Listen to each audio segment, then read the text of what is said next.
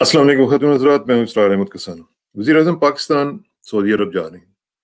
बड़ा ही इम्पोर्टेंट दौरा है। MBS की दावत पे जा रहे हैं और इस दौरे में आपको पता है कि पहले से ही वहाँ पे मौजूद हैं जनाब जनरल कमर बाजवा साहब, हमारे जो आर्मी चीफ हैं, और वहाँ पे जो नए सफ़ीर गए हैं जनरल बिलाल अकबर साहब, उनका भी ये पहला एक बहुत हाई प्रोफाइल विजिट जो है उनके जाते ही शुरू हो रहा है, तो इसलिए ये उनके लिए भी एक इम्तिहान की बात है।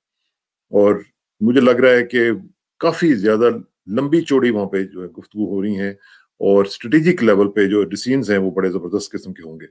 और इसके जो असरात हैं वो हम आइंदा चंद माह के अंदर काफ़ी हद तक देखना शुरू कर देंगे। ये क्या हो रहा है, और ख़ास तौर पे हम देख रहे हैं कि टर्की के हवाले से भी एक रैप्रोचement का जो अमल है वो शुरू हो चुका हुआ है। ईरान और सऊदी अरब के ताल्लुकात, उनमें भी सर्दमहरी जो थी वो ख़त्म होने जा रही है। तो ये जो कभी अनहोनियाँ थी वो होनियाँ होनी शुरू हो गई हैं। तो ये क्यों हो रहा है? इसकी स्ट्रेटेजिक इम्प्लीकेशंस क्या होंगी? इन तमाम उमूर पे बात करने के लिए चलते हैं लंदन, बात करते हैं लंदन पोस्ट के रूहे रवां जनाब डॉक्टर शाहिद कुरैशी साहब से। डॉक्टर साहब, अस्सलाम वालेकुम जी। जी वालेकुम अस्सलाम और आपके तमाम देखने वालों को भी अस्सलाम वालेकुम। डॉक्टर शाहिद, आप चूंकि खिते को बड़े करीब से वहां पे बैठ के देख रहे हैं लंदन से, क्या सिचुएशन देख रहे हैं आप वहां पे? क्या चेंजेस आ रही हैं? इमरान खान का जो विजिट है सऊदी अरब का, स्पेशली विद द बैकग्राउंड के एक बड़ी हमारी टेंशन चल रही थी, जो शाह महमूद कुरैशी साहब ने एक बयान दे दिया था, तो उसके बाद फिर काफी मामला खराब हुए, UAE के साथ भी मामला खराब हुआ। अब आके वो बर्फ जो है वो पिघल रही है। अब आप क्या देख रहे हैं कि क्या होने जा रहा है वहां पे खिते में? देखिए, जहाँ तक ये जो पिछले एक साल के अंदर जो थोड़ी सी टेंशन डेवलप हुई, वो अ, इमरान खान की जो टीम है उसकी इमेच्योरिटी और inexperience in terms of dealing with those issues. लेकिन मैं ये कहूँगा कि कोई भी पॉलिटिशियंस जो होता है वो उसको, जो लोग यस मिनिस्टर एक ब्रिटिश प्रोग्राम चलता था जो देखते होंगे, तो उनको पता होगा कि हमेशा जो ब्यूरोक्रेट होता है, सिविल सर्वेंट होता है, वो स्टेट के इंटरेस्ट को डिफेंड करते हैं। पॉलिटिशियंस तो आते ना, आज एक फॉरेन मिनिस्टर आया, कल दूसरा आ जाएगा। तो जो स्टेट पॉलिसी के जो जिन्होंने फ्लैग उठाया होता है वो तो सिविल सर्वेंट होते हैं, वो स्टेट को की पॉलिसी को साथ लेके चलते रहते हैं। लेकिन हमें ये लगता है कि जैसे हमारी जो फॉरेन ऑफिस है उसकी कोई पॉलिसी है ही नहीं। उनसे अगर कोई बात करें तो उनको बड़ा गुस्सा आता है कि भाई हमारे पे प्राइम मिनिस्टर ने क्यों तनकीद की है, how dare he says that. भाई प्राइम मिनिस्टर ने जो बातें की हैं उनमें से कोई बात फैक्चुअली तो गलत नहीं है, सारी बातें फैक्चुअली दुरुस्त हैं। लेकिन ऑन दी अदर हैंड बरतानिया जैसे शहर के अंदर जो है वो आपके रामू काका जो ये वाजिद शमसुल हसन बहुत लंबे अरसे तक सफीर रहे, मलिया लोधी सफीर रही। हमारे पास बहुत अरसे के बाद एक इब्ने अब्बास साहब एक सफीर आए हैं जो प्रोफेशनल डिप्लोमेट थे, उन्होंने बहुत ज़बरदस्त काम किया। उसके बाद ये मौज़म खान साहब हैं, इनसे हमारी काफ़ी अरसे पहले मुलाकात हुई, लेकिन कोरोना की वजह से हम उनसे दोबारा नहीं मिल सके, जो एक करियर डिप्लोमेट। तो जो करियर डिप्लोमेट होता है हम उसको, हमें उसका भी पता होता है। लेकिन इसके बावजूद जो UAE के अंदर हमारी जो लेबर गई हुई है, उनको जो मसाइल दरपेश हैं, वो कुछ झूठ तो नहीं बोल रहे ना, दे आर फैक्चुअली करेक्ट। और आप ये कोई जवाब नहीं कि जी एक एम्बेसी के अंदर मुख्तलिफ डिपार्टमेंट्स के लोग होते हैं, तो भाई वो तमाम डिपार्टमेंट्स के जितने भी उस बिल्डिंग में लोग बैठते हैं, उन सब का बॉस जो होता है वो एम्बेसडर होता है, वो किसी को भी वापस भेज सकते हैं। ये कोई जवाब नहीं है कि कोई प्रेस सेक्शन है, कोई लेबर सेक्शन है, कोई इकोनॉमिक सेक्शन है, कोई नादरा है। ये तमाम के तमाम लोग हैं, और ऑल लाइन मैनेजमेंट के अंदर जो चेन ऑफ कमांड है that stops with the ambassador और द हाई कमिश्नर। खैर, UAE जो है हमारे लिए, और यह जो सऊदी अरेबिया, हमारे 2.5 मिलियन से ज्यादा पाकिस्तानी वहाँ पे रहते हैं, जो वहाँ पे हर टाइप का, डॉक्टर भी हैं, लेबर भी हैं, इंजीनियर्स भी हैं, फौजी भी हैं, यानी एक मिक्स क्लास गई हुई है। जैसे कनाडा में ज्यादातर अक्सरियत पढ़े लिखे लोग हैं, इंजीनियर हैं, डॉक्टर हैं। अमेरिका में, बरतानिया के अंदर जो लेबर क्लास आई थी मीरपुर, जो डैम बनने के बाद, मंगला डैम बनने के बाद, उनकी दूसरी तीसरी नस्ल इस वक्त काफी आगे आ चुकी है, पढ़ लिख चुके हैं सारा। तो उनकी जो डीलिंग्स हैं, हमारे पास बहुत सारी चीजें आती हैं। ये जो ब्यूरोक्रेट्स या सिविल फॉरेन ऑफिस के जो लोग यहाँ पे आते हैं एम्बेसीज के अंदर, हमें हाँ, पता होता है, लेकिन हम उनको नहीं चढ़ते उन चीजों, एज ठीक लॉन्ग बात। एज एक आप इन द लॉन्ग रन को चल रहे हो। तो coming back to your original point के जो जनरल बाजवा साहब दौरा कर रहे हैं सऊदी अरेबिया, तो जो फौज थी उसने अपना जो स्टांस था वो वैसे ही रखा, लेकिन कुछ लोग जो इमरान खान के साथ या जुल्फी बुखारी टाइप या जैदी शीरी मजारी जैसे इमेच्योर लोग हैं जो ऑन ड्यूटी हैं फॉर फॉरेन गवर्नमेंट्स, मुबैना तौर पे जो उनके हालात बताते हैं, जो कुछ ये करते रहे हैं, तो इन्होंने जो स्पैनर फेंका, यानी इनको सऊदी अरेबिया से, भाई हमें अपनी सऊदी अरेबिया को अपनी ऐनक से देखना है, हमें सऊदी अरेबिया को ईरान की ऐनक से नहीं देखना। ठीक है। ईरान जो है वो अमेरिका का सबसे ज्यादा बड़ा बेनिफिशियरी है इस वॉर इन अफगानिस्तान में और वॉर इन इराक। जो लोग ये समझते हैं कि अमेरिका ईरान का सबसे बड़ा दुश्मन है, वो बहुत बड़े बेवकूफ हैं। अगर अमेरिका ने ईरान को खत्म करना हो तो 20 मिनट से ज्यादा देर नहीं लगती। आप जरा नक्शे सामने रखें कि कहाँ कहाँ बेसिस हैं, वो उसको कितनी देर में खत्म कर सकते हैं। लेकिन ये जो उन्होंने नूरा कुश्ती शुरू की हुई है, उन्होंने ईरान को एक इस्तेमाल बोगी करके बोगी पूरा क्रिएट इलाका किया हुआ है ना बराबर उन्होंने। करवा दिया। और बेसिकली तो जो यही उन्होंने बोगीज अफगानिस्तान में क्रिएट किया। करते हैं उससे पता चलता है ना उनकी पॉलिसीज। जी प्लीज गो अहेड। लेकिन जो जो सीपैक का जो नॉर्दर्न रूट, अल्टरनेटिव रूट जो क्रिएट हुआ था, starting from Kazakhstan to to Iran Chabahar, जो रेलवे लाइन का इंडिया लेड समरकंद में जो कॉन्फ्रेंस हुई थी, मैंने रिपोर्ट की थी वो, तो उसके अंदर उस नेटवर्क में तो ईरान शामिल था। ईरान नेटो का अल्टरनेटिव रूट भी दे रहा था। तो जनरल साहिर से एक दफा बात हुई यहाँ लंदन में, तो उन्होंने बड़ा खूबसूरत जवाब दिया। उन्होंने कहा कि Saudi Arabia is our friend and Iran is our neighbour. और ये एक लाइन काफी है लोगों को समझने के लिए। लेकिन जो पाकिस्तान में मुख्तलिफ मुल्कों की जो प्रॉक्सीज आई हुई हैं, जो हर वक्त लड़ने मरने के लिए तैयार हैं, बगैर ये सोचे समझे कि उसकी मुल्क की नेशनल सिक्योरिटी को, नेशनल सॉवरेनिटी को क्या नुकसान पहुंच सकता है। कोरोना में क्या हो रहा है, जब हज बंद हो गया है, जब उम्रे बंद हो गए हैं, हज में वो लोग बाहर नहीं रह गए, मस्जिद नबी में से कुरान उठा लिए थे उन्होंने। तो भाई अगर आप इस साल योम अली ना मनाते, आप अपनी घरों में मजलिसें कर लेते, तो उससे क्या फर्क पड़ता था। आपको कुंभ के मेले का रिजल्ट नजर आ गया था इंडिया में, लेकिन आपने जिद की। वो आज नेशन न्यूज तमाम उसमें वो छपे हुए हैं। इसी वजह से सिंध के अंदर जो कोरोना रेट है, वो 4 करोड़ के अंदर उतना है जितना पंजाब के अंदर 12 करोड़ की पॉपुलेशन है। यानी ये लोग हम ये समझते हैं कि हमें पाकिस्तान को पाकिस्तान के इंटरेस्ट के मुताबिक दे। अगर ईरान किसी मुल्क से मुआहदा करता है तो वो हमसे थोड़ी पूछते हैं कि हम उससे मिले या ना मिले। हमें अपना इंटरेस्ट को देखना चाहिए। तो हमें अभी जो सिचुएशन है डॉक्टर साहब, अभी जो बन रही है सिचुएशन, इसमें आप क्या देख रहे हैं? क्या आपको लग रहा है कि ये सब काम जो है इसके पीछे चाइना है जो कि सब मामलात को ठीक करने की कोशिश कर रहा है? ईरान, सऊदी अरब टर्की, देखिए सऊदी अरब ने कॉल की टर्किश प्रेसिडेंट को। तो ये जो सिलसिला है इसके पीछे आप लग रहा है कि ये चाइनीज कोई पूरा स्ट्रेटेजिक ओवरऑल पिक्चर है कोई? देखिए, अमरीकनों का एक बड़ा, चूंकि अमेरिकन इकोनॉमी सारी वॉर बेस्ड इकोनॉमी है, वो मिलिट्री का असला बेच के जंगों के, उन्होंने पिछले 200 साल से वो जंगों में लगे हुए हैं।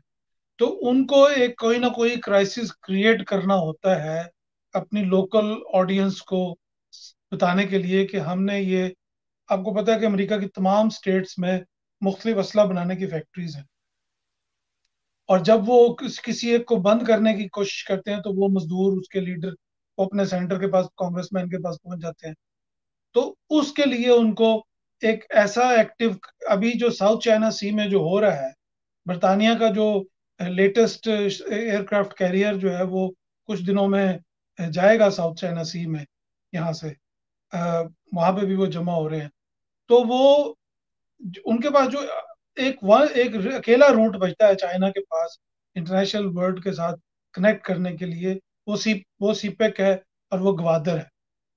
तो ऐसी सिचुएशन के अंदर उन्होंने ईरान को मिला लिया साथ, उसके साथ वायदा करके। तो जो northern route, belt and road का जो अमेरिकन प्रोजेक्ट था, वो उन्होंने उसको सम हाउ न्यूट्रलाइज कर लिया। अभी हमें आगे का नहीं पता कि आगे इसमें क्या हो ठीक। सकता है। ठीक है जी। तो हम ऐसे देखते हैं कि जो तुर्की है, उसने सऊदी अरेबिया के साथ अपना जो है वो बातचीत हुई, और प्रेसिडेंट अर्दोगान की, शाह सलमान के साथ।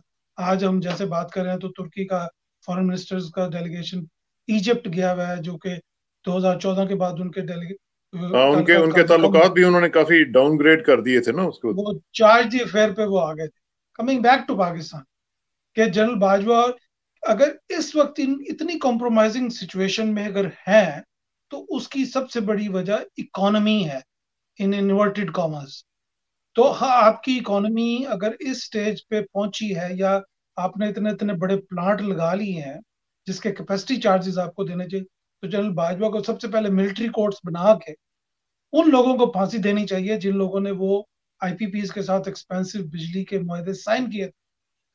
ये कोई तरीका नहीं कि उन्होंने पूरे के पूरे मुल्क की सॉवरेनिटी को दांव पे लगा दिया। और जो सर्कुलर डेट है, जिसकी वजह से बाजवा साहब को भी छोटे छोटे मुल्कों के सामने जाके भीख मांगनी पड़ती है और बातें सुननी पड़ती हैं, जब चोर आपके घर में मौजूद हैं। आप मिलिट्री कोर्ट्स बनाए आप, ये जो हमारी जो सुप्रीम कोर्ट है, ये तो नहीं उनका फैसला कर सकती, ये तो वो बड़े सारे वकील ला के उसको कर लेते हैं।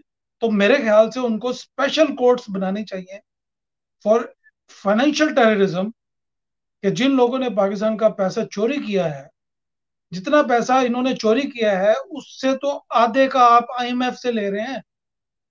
हाँ, तो ये जितनी जलालतें आपको दिन रात की आपकी जिन जनरल बाजवा की नींद उड़ी हुई है अगर, तो वो इसी वजह से उड़ी हुई है कि ये घर में जो चोर बैठे हुए हैं, जो जो शरीफ हैं, ये जो तरीन है, ये सारे माफिया आपस में, ये जो जरदारी है, यानी इनका जो जो बैंक्स थे, ये इस हद सारियां तक चले मज्जां ने ना जाते हैं। डॉक्टर साहब, सारियां मज्जां ने, और मज्जां एक दूजे दी भैणां होंदियां ने, पता है ना तुहानू? देखिए जी, मज्जों का इलाज जो होता है ना, वो पिशावर के अंदर जो है ना, वो भैंस का गोश्त बड़े शौक से खाते हैं। तो मज्जों को अगर आप जिबा करना शुरू करेंगे तो उसके कबाब भी बनेंगे और उसके गोश्त भी खाया जाएगा। तो मज्जों को आप जिबा किसी का करना भला हो शुरू जाए। करें, तो फिर उससे लोगों का भला भी होगा, लोग, बहुत सारे लोग उससे खाना भी खाएंगे, उनका पेट भी भरेगा। तो जब तक आप इन मज्जों को पालते रहेंगे, इन मज्जों ने आपको कुछ नहीं देना, इन्होंने पहले भी कुछ नहीं दिया था और आप भी कुछ नहीं देना। यानी इतना लंबा 5,000 मील दूर जाके मांगने से बेहतर है कि आप अपने मुल्क में जो चोर हैं, अपने मुल्क में ठीक कर लो। जो अपनी सही मंजी बात। थले डांग भरो सर, तो उससे जो है वो आपको ज्यादा, हम ये समझते हैं, मैं जाती तौर पे मतलब मेरा जो एनालिसिस है, कि कराची के जो सेठ हैं, ये इतना बड़ा कैंसर है पाकिस्तान के लिए। ये जो रजाक दाऊद को साथ बैठाया हुआ है इन्होंने, और उससे पहले वो जो बाबर था, ये जो आईपीपी के अंदर उसने रिजाइन किया, यानी ये शर्मनाक लोग हैं ये।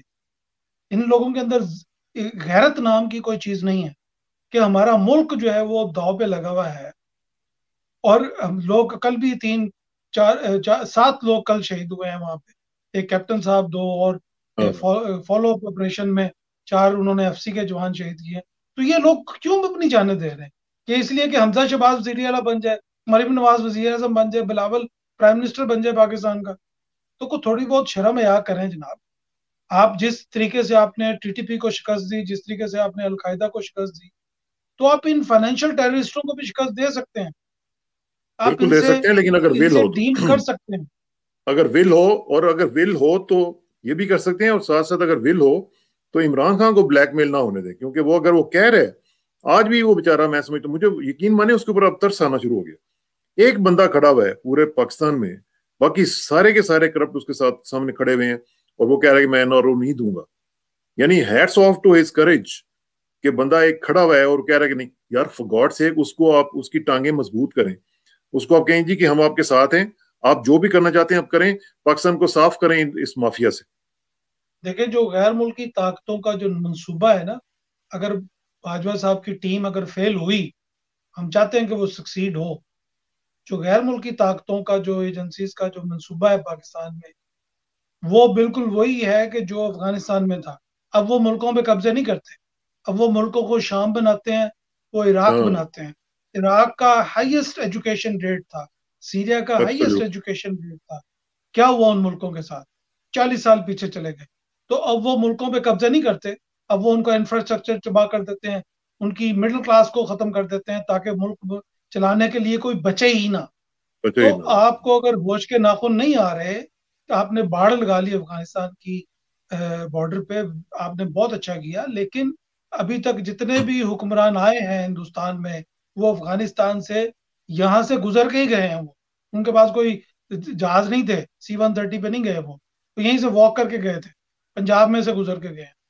और ये जो नवाज शरीफ, शहबाज शरीफ, जिनको आप बहुत बड़ा मुजाहिद मुजाहिद समझते हैं, ये सबसे पहले लम्बे पड़ेंगे उनके सामने। जिस तरह ये एनआरओ करके भागे थे मुशर्रफ के साथ छुप के रात को, तो ये आपके ख्याल से कि ये इतने ताकतवर हुक्मरान है, ये तो तालिबान को कहते थे कि हम तुम्हारे साथ है, तुम हमारे पे हमला ना करो।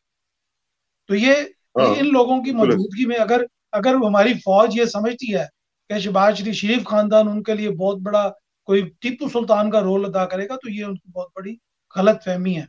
जैसे अंग्रेजी में कहते हैं कि if you don't have your own army then there will be someone else's army.